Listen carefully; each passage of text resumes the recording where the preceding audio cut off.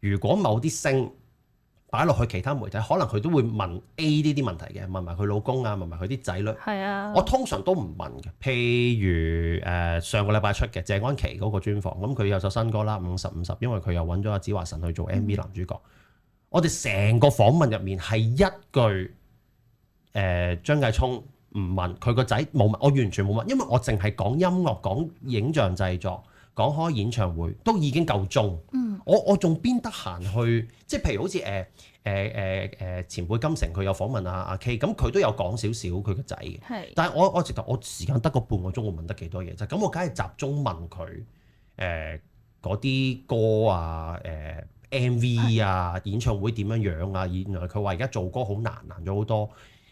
就算你做好隻歌，你點樣派俾聽眾都係越嚟越難嘅咁樣。我諗呢一樣嘢喺我嘅眼中係我能夠得到呢個訪問機會，我就要問呢啲，唔係話花生八卦唔想聽，而係我係覺得呢啲似乎其他平台都做咗，咁我就唔係特別想去再問同一樣嘢。